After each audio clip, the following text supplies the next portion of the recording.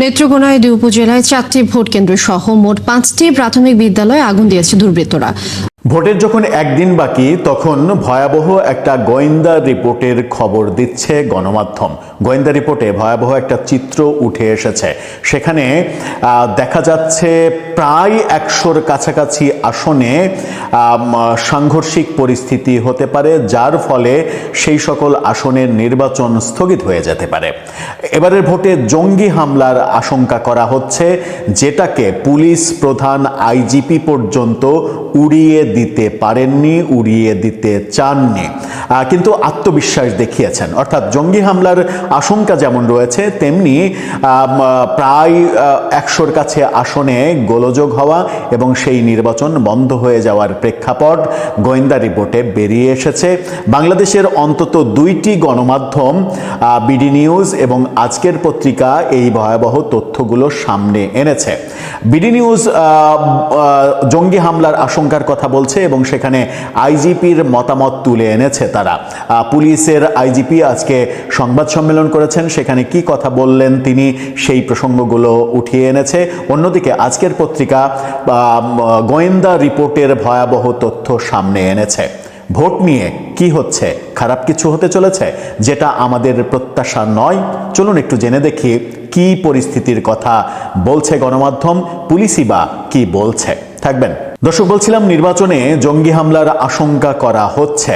আপনারা প্রথমেই যদি বিডি নিউজ 24-এর শিরোনামটা দেখে নেন, তাহলে সেখানে বলা হচ্ছে নির্বাচনে জঙ্গি হামলার শঙ্কা আছে, উড়িয়ে দিচ্ছেন না আইজিপি। প্রশ্ন করা হয়েছে তাকে এটা, কিন্তু আইজিপি ব্যাপারটা উড়িয়ে দিতে চাচ্ছেন না।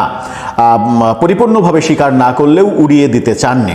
সেখানে বলা হচ্ছে ত্রয়োদশ জাতীয় সংসদ নির্বাচনে প্রার্থীদের প্রচারের সময় জঙ্গি হামলার আশঙ্কা ছিল জানিয়ে পুলিশ মহাপরিদর্শক বাহারুল আলম বলেছেন, এখনও সেই শঙ্কা উড়িয়ে দেয়া যাচ্ছে না।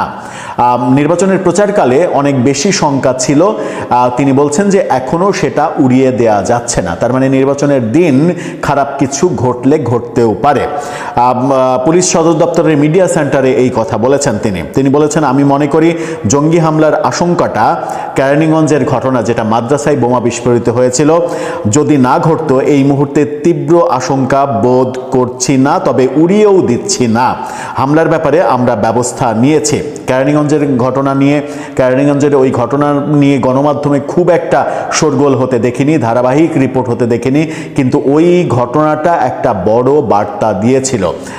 একটা জঙ্গি বোমা বিস্ফোরণে একটা মাদ্রাসার দেয়াল টেয়াল উড়ে যাওয়া, সেখানে জঙ্গিদের আসন গাড়া,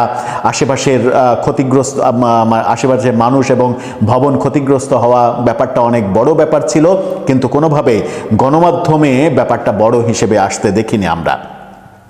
নির্বাচনে জঙ্গি হামলার কোনো শঙ্কা আছে কিনা জানতে চাইলে সাংবাদিকদের তিনি বলেন, আমাদের প্রধান আশঙ্কা ছিল প্রচার অভিযানের সময় ক্যাম্পেইনে যারা ইলেকশন বিরোধী তারা মনে করে ওদের ভাষায় তথাকথিত ওয়েস্টার্ন ডেমোক্রেসিটা এটা তাদের মতবাদের সাথে মেলে না, তাদের ধর্মভিত্তিক মনোনয়ন হবে, এগুলো তারা বিরোধী, এরাই এরকম একটা প্ল্যান নির্বাচনী প্রচার অভিযানের সময় ফোটানো ইত্যাদি করা। সেটা গত নির্বাচনের প্রচারণা শেষ হয়ে গেছে, কোনো ঘটনা ঘটেনি। এখন আশ্বস্ত হতে পারি যে তেমন কিছু আর ঘটবে না। অর্থাৎ একটা জঙ্গি গোষ্ঠী যারা বর্তমান গণতান্ত্রিক পরিস্থিতিটাকে মেনে নিতে চায় না, গণতান্ত্রিক পন্থা মানতে চায় না, তারা নির্বাচনের প্রচারের সময় এই ধরনের হামলা করার একটা আশঙ্কা তাদের ছিল, যেটা হয়নি। এটার জন্য তিনি খুশি, কিন্তু মনে করছেন যে এটাকে উড়িয়ে দেওয়া যাচ্ছে না, কিন্তু তিনি মনে করছেন যে এখন আর তেমন আশঙ্কা তিনি করছেন না, কিংবা করার মতো পরিবেশ নেই। কিন্তু প্রথম প্রশ্নের সরাসরি উত্তরে তিনি বলেছেন উড়িয়ে দেয়া যাচ্ছে না। তার মানে এখনো এই নির্বাচনে জঙ্গি হামলার আশঙ্কা রয়েছে। তিনি বলছেন যে 80 থেকে 90% কেন্দ্রে ক্লোজ সার্কিট ক্যামেরা বসানো হয়েছে। সবকিছু আইনের আওতায় রাখা হবে। ঝুঁকিপূর্ণ কেন্দ্রের ব্যাপারে সতর্ক থাকা হচ্ছে, এই ব্যাপারগুলো বলছেন তিনি। অন্যদিকে আজকের পত্রিকা ভয়াবহ তথ্য দিচ্ছে। আজকের পত্রিকার এই শিরোনামটা দেখে নিন। সেখানে বলা হচ্ছে ত্রয়োদশ সংসদ নির্বাচন, তীব্র প্রতিদ্বন্দ্বিতার 84 আসনে সহিংসতার শঙ্কায় পুলিশের গোয়েন্দা রিপোর্টে এই তথ্য উঠে এসেছে। সেখানে বলা হচ্ছে যে পুলিশের একটি গোয়েন্দা সংস্থার প্রতিবেদনে এসব আসন চিহ্নিত করা হয়েছে। ঢাকা ও চট্টগ্রাম বিভাগের 18টি করে আসনে তীব্র প্রতিদ্বন্দ্বিতা হওয়ার আভাস রয়েছে। এসব আসনে বিশেষ গুরুত্ব দিয়ে নিরাপত্তা পরিকল্পনা নেওয়া হয়েছে। পুলিশের পক্ষ থেকে সেই নিরাপত্তার খবর গণমাধ্যমে তুলে আনা হয়েছে। সেখানে বলা হচ্ছে 299 আসনের মধ্যে অন্তত 84টিতে তীব্র প্রতিদ্বন্দ্বিতা হতে পারে। এই কারণে 12 ফেব্রুয়ারি ভোটের দিন উত্তেজনা তৈরি হতে পারে, সাংঘর্ষিক পরিস্থিতির দিকে যেতে পারে। পুলিশের একটি গোয়েন্দা সংস্থার প্রতিবেদনে এই চিত্র উঠে এসেছে। এটা একটা ভয়াবহ চিত্র। 84 আসন মানে অনেক। 84 আসনে যদি ভোট গ্রহণ স্থগিত হয়ে যায়, কি ম্যাচাকার অবস্থা হবে তাহলে চিন্তা করেন। প্রতিবেদনে বলা হয়েছে 3রা ফেব্রুয়ারি পর্যন্ত পাওয়া তথ্য বিশ্লেষণ করে এসব আসনকে প্রতিদ্বন্দ্বিতাপূর্ণ আসন হিসেবে চিহ্নিত করা হয়েছে। সেই আসনগুলো কোনগুলো? ঢাকার আসনগুলোর মধ্যে রয়েছে ঢাকা বিভাগের 18টি আসন, ঢাকা মহানগর সহ ঢাকা বিভাগের 18 আসন।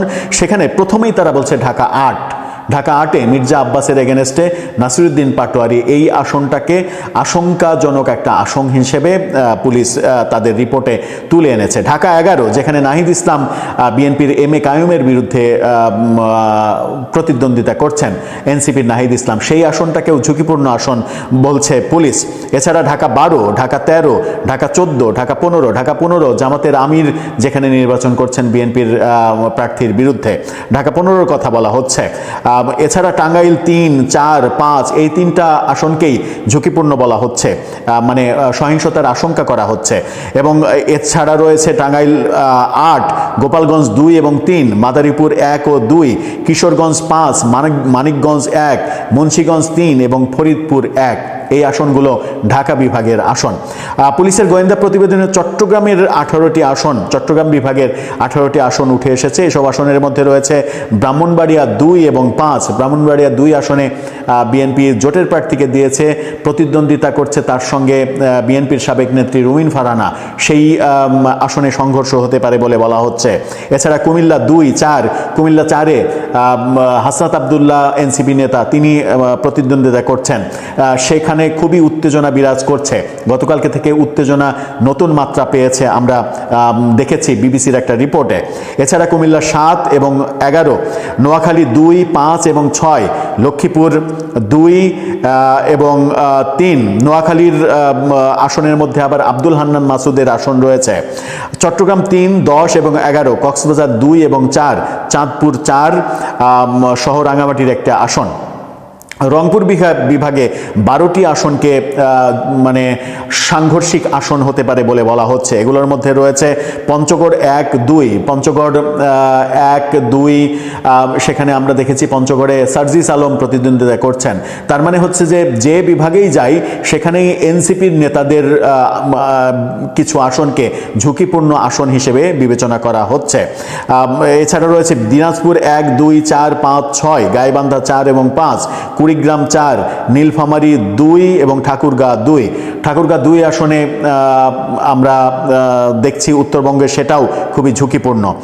রাজশাহী বিভাগের নওগাঁ 2, 3 এবং 4, পাবনা 1, 3, 4 ও 5, রাজশাহী 4 এবং 5, সিরাজগঞ্জ 5 আসনে তীব্র প্রতিদ্বন্দ্বিতা হওয়ার আশঙ্কা রয়েছে এবং সেখানে সংঘর্ষের আশঙ্কা রয়েছে। খুলনা বিভাগে চুয়াডাঙ্গা 1, ঝিনাইদহ 3, যশোর 1, নড়াইল 2, বাগেরহাট 4, খুলনা 5 এবং 6, সাতক্ষীরা 1 আসন। বরিশাল বিভাগের বরগুনা 1 এবং 2, পটুয়াখালী 2, 3, 4, ভোলা 1, বরিশাল 5 আসন, ময়মনসিংহ বিভাগের ময়মনসিংহ 1, 5, 6, 8 এবং 10, ময়মনসিংহের প্রায় অনেকগুলো আসন খুবই সাংঘর্ষিক অবস্থার মধ্যে রয়েছে। নেত্রকোনা 3 এবং শেরপুর 3 আসন, সিলেট বিভাগের সুনামগঞ্জ 1 এবং 4, মৌলভীবাজার 2 এবং 4 আসনে তীব্র প্রতিদ্বন্দ্বিতা হবে এবং সেখানে সাংঘর্ষিক অবস্থা তৈরি হতে পারে, এই বার্তা দেয়া হচ্ছে। গোয়েন্দা সূত্র বলছে রংপুর ও সিলেট বিভাগের বেশ কিছু আসন এবং সীমান্তবর্তী কয়েকটি জেলায় জামাতের সাংগঠনিক অবস্থা তুলনামূলক শক্ত, ফলে এসব এলাকায় ভোটে প্রতিদ্বন্দ্বিতা তীব্র হবে, আর ভোটে প্রতিদ্বন্দ্বিতা যত তীব্র হবে তত সংঘর্ষের আশঙ্কা রয়েছে। গোয়েন্দা সংস্থার একজন ঊর্ধ্বতন কর্মকর্তার মতে প্রতিদ্বন্দ্বিতাপূর্ণ হবে বলে চিহ্নিত আসনগুলোতে ভোটের দিন প্রার্থীদের সমর্থকদের শক্তি প্রদর্শনের চেষ্টা ও জয়ের অবস্থান তৈরির চেষ্টা, কোথাও কোথাও বিচ্ছিন্ন উত্তেজনাকর পরিস্থিতি এবং সহিংসতার ঝুঁকি সৃষ্টি হতে পারে। গোয়েন্দা সংস্থার দায়িত্বশীল একটি সূত্র জানিয়েছে প্রতিদ্বন্দ্বিতাপূর্ণ হিসেবে চিহ্নিত 84 আসনের পরিস্থিতি এখনো নিয়ন্ত্রণের বাইরে নয়, তারা মনে করছে এখনো নিয়ন্ত্রণের মধ্যে রয়েছে। তবে তীব্র প্রতিদ্বন্দ্বিতার কারণে আগাম সতর্কতা হিসেবে এলাকাতে তারা বিশেষ ব্যবস্থা এবং বিশেষ সতর্কতা তৈরি করেছে। গোয়েন্দা প্রতিবেদনে 84 আসনকে এছাড়া বহু হাজার হাজার ভোট কেন্দ্রকে ঝুঁকিপূর্ণ ভোট কেন্দ্র হিসেবে ধরা হয়েছে, সেগুলো ভিন্ন কথা, কিন্তু এই 84টা আসনকেই বলা হচ্ছে এই 84টাতে তীব্র প্রতিদ্বন্দ্বিতা হবে। আর তীব্র প্রতিদ্বন্দ্বিতা মানে 84টা আসনে তীব্র প্রতিদ্বন্দ্বিতা হওয়া মানে বাকি 216টা আসনে একপাক্ষিক ভোট হবে। একপাক্ষিক মানে তীব্র প্রতিদ্বন্দ্বিতা তৈরি হবে না, গোয়েন্দা প্রতিবেদন সেটাই বলছে। তার মানে যে কোনো একটা দলের একক সংখ্যাগরিষ্ঠতা পেয়ে যাওয়ার সম্ভাবনায় বেশি, গোয়েন্দা রিপোর্ট সেরকমই আভাস দিচ্ছে। গতকালকে একটা জরিপে বলা হয়েছিল যে বিএনপি 208টা আসন পেতে পারে, জামাত জোট 46টা আসন পেতে পারে। শেষ পর্যন্ত গোয়েন্দা রিপোর্টের যে 84টা ঝুঁকিপূর্ণ বলা হচ্ছে সেগুলোকে যদি বিবেচনা করা যায় তাহলে শেষ পর্যন্ত ওই জরিপের ব্যাপারটাই বোধহয় গোয়েন্দা রিপোর্টের সঙ্গে একটু হলেও মিলে যায়। যাই হোক, সেটা ভিন্ন কথা, কিন্তু 84টা কেন্দ্র মানে 84টা আসন যদি মানে সাংঘর্ষিক পর্যায়ে যায় এবং নির্বাচন কমিশন থেকে কড়া বার্তা দেওয়া হয়েছে যে নির্বাচন প্রভাবিত করার চেষ্টা করলে সেই কেন্দ্রে তো বটেই, এমনকি পুরো আসনেই নির্বাচন বন্ধ করে দেয়া হবে এবং পুরো আসনের নির্বাচন বন্ধ করে দেওয়ার ক্ষমতা এবার নির্বাচন কমিশনকে দেয়া হয়েছে। তার মানে খুব একটা ভালো বার্তা আমরা পাচ্ছি না। আইজিপি নিজে যে ব্যাপারটা সেটা হচ্ছে যে জঙ্গি হামলার যে আশঙ্কা সেই আশঙ্কা উড়িয়ে দিচ্ছেন না। দর্শক, আপনার কি মনে হচ্ছে এই বার্তাগুলোতে, কি ভাবছেন, কোন দিকে যাচ্ছে পরিস্থিতি? নির্বাচনকে সামনে রেখে আমাদের প্রধান উপদেষ্টা মহোদয় জাতির উদ্দেশ্যে মোটামুটি একটি দীর্ঘ ভাষণ দিলেন। এটি যে কোনো নির্বাচনকে সামনে রেখে যে কোনো তত্ত্বাবধায়ক সরকার বা অন্তর্বর্তী সরকারের প্রধানেরা দিয়ে থাকেন। এটি একটি গতানুগতিক ভাষণ। তিনি সেই ভাষণে মানে আমাদের প্রধান উপদেষ্টা মহোদয় তার বক্তব্যে ভোটারদেরকে অভয় দিয়েছেন, সব ধরনের ভয় ভীতির ঊর্ধ্বে উঠে ভোট কেন্দ্রে যেতে বলেছেন, নাগরিক অধিকার কর্তব্য পালনের কথা বলেছেন। খুব ভালো কথা, কিন্তু তিনি তার এই ভাষণে যে তিনি নিজের অজান্তেই অথবা সজ্ঞানে বেশ কিছু জায়গায় বিতর্কের সৃষ্টি করলেন, মানুষের সন্দেহ সংশয়কে আরো তীব্র করলেন, সেটা কিন্তু অনেকখানি স্পষ্ট আমাদের কাছে।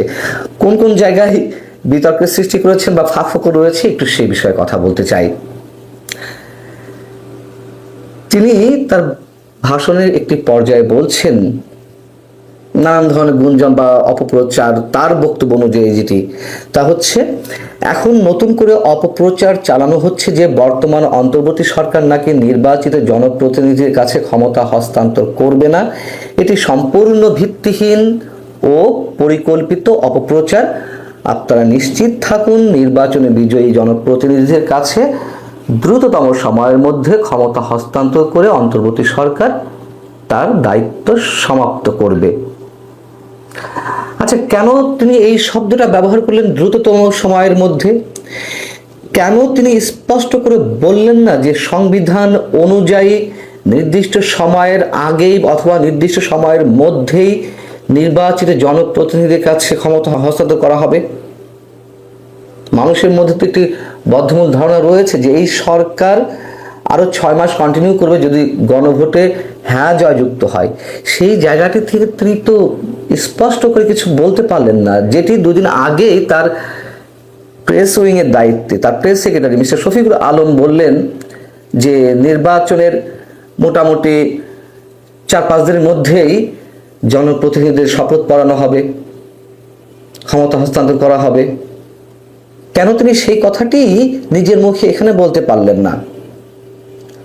ফাঁকফোকর এখানেই।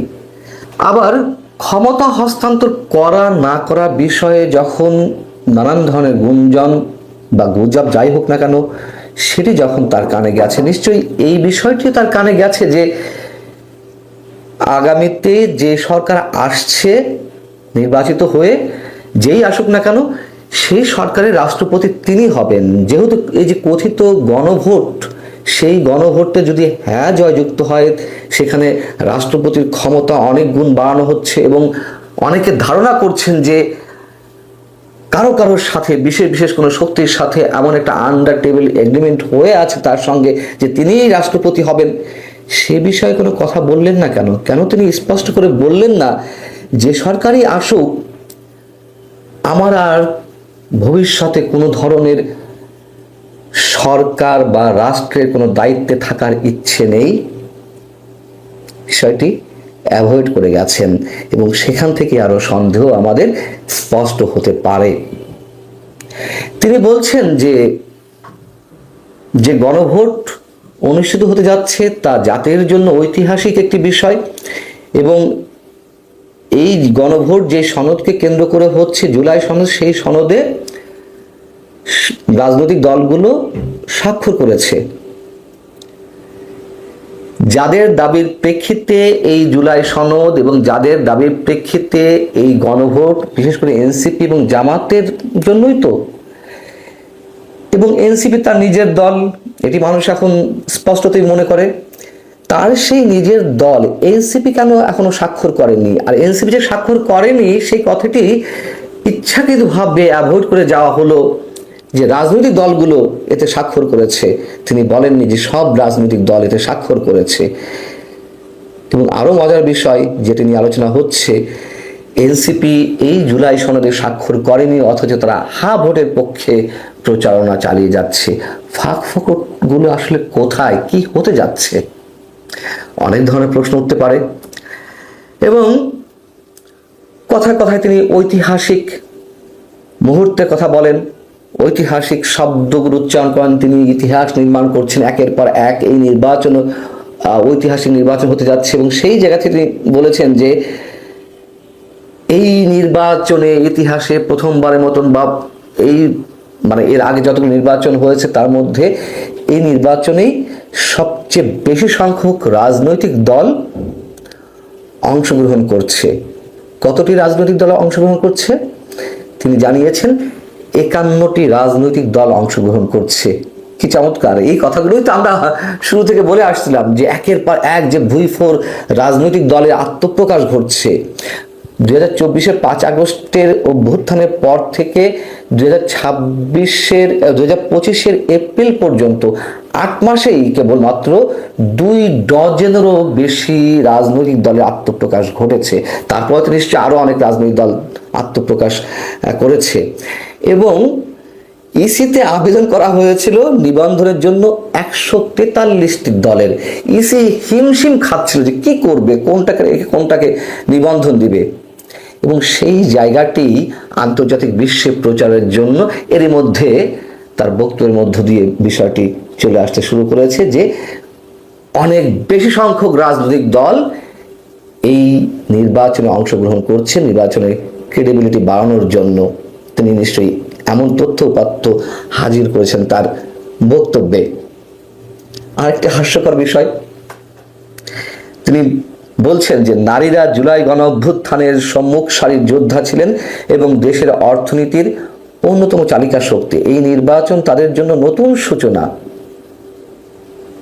কি সুন্দর নারীদের জয়গাথা আমাদের সামনে উপস্থাপন করা, অথচ নারী কমিশনের রিপোর্ট যখন তার হাতে দেয়া হলো তখন মৌলবাদী শক্তির তুমুল আপত্তির মুখে সেই নারী কমিশনের রিপোর্টটি তুড়ি মেরে উড়িয়ে দেওয়া হলো। তা নিয়ে আর কোনো কথাই হলো না, কোনো আলোচনাই হলো না। আর এখানে তিনি বলতে আসছেন নারীর অগ্রযাত্রা সম্পর্কে। তিনি বলছেন যে দেখুন অসত্য কিভাবে উচ্চারণ করা হয়, আমি মিথ্যা শব্দটা বলতে চাই না সম্মান জানিয়ে। যাই হোক, তিনি বলছেন যে এবারে নির্বাচনকে ঘিরে সার্বিক প্রচারণা পূর্ববর্তী যে কোনো নির্বাচনের তুলনায় উল্লেখযোগ্যভাবে শান্তিপূর্ণ হয়েছে। কিন্তু ইতিহাস কি বলে, তথ্য উপাত্ত কি বলে? আমি খোদ তার সরকারের অধীনে পুলিশের যদি রিপোর্টটি আপনার সামনে তুলে ধরি ছোট করে, তিনি পুলিশ সদর দপ্তরের তথ্য অনুযায়ী 2024 সালে নির্বাচনী সহিংসতায় মারা যান 2 জন। রাতের ভোট আমি দামি মার্কা নির্বাচনে 2 জন মারা যান। 2018 সালে রাতের ভোট, দিনের ভোট রাতে যেটি হয়েছিল, সেই একাদশ নির্বাচনী সহিংসতায় মারা যান 16 জন। 2008 সালের নবম নির্বাচনের সহিংসতায় মারা যান 7 জন। অথচ এই যে 2026-এর নির্বাচন, সেই নির্বাচনের তফসিল ঘোষণার পর থেকে গত 17ই জানুয়ারি পর্যন্ত কতজন মারা গেছে? 15 জন রাজনৈতিক নেতাকর্মী হত্যাকাণ্ডের শিকার হয়েছে 17ই জানুয়ারি পর্যন্ত। আর এখন তো 12ই ফেব্রুয়ারি, হিসাবটা যদি আরো পুঙ্খানুপুঙ্খভাবে করা যায় নিশ্চয়ই এই সংখ্যা আরো বেশি আমাদের সামনে ধরা দিবে। আর হ্যাঁ, অবশ্যই 2014 সালে মারা গিয়েছিল অনেক বেশি, 115 জন। এবং 2014 সালের সময়টির কথা আমরা জানি, পেট্রোল বোমার সংস্কৃতি চলছিল, ভয়ঙ্কর সংস্কৃতি, গাড়িতে আগুন ধরিয়ে মানুষ হত্যার সংস্কৃতি চলছিল।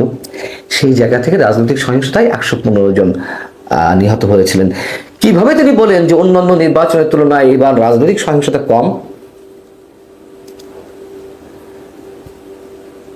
গণভোট সংস্কার কাঠামো এগিয়ে নিয়ে যেতে তিনি ভোটারদেরকে ভোট দিতে আহ্বান জানিয়েছেন। আচ্ছা, ভোটাররা কতটুকু জানে এই গণভোটের প্রশ্ন সম্পর্কে? কি সমস্যা করা হচ্ছে? 48টি প্রশ্নের উত্তর হ্যাঁ নাতে দিতে হবে। আমি নিশ্চিত আমাদের নোবেল বিজয়ী প্রধান উপদেষ্টা তিনি নিজেই 48টি প্রশ্ন সম্পর্কে জানেন না। তিনি সংস্কারের সবকিছু বিষয় কিছুই জানেন না, বলতে গেলে হয়তো 10% জানতে পারেন মোটা দাগে কিছু বিষয়। সেখানে সাধারণ মানুষ কিভাবে জানবে?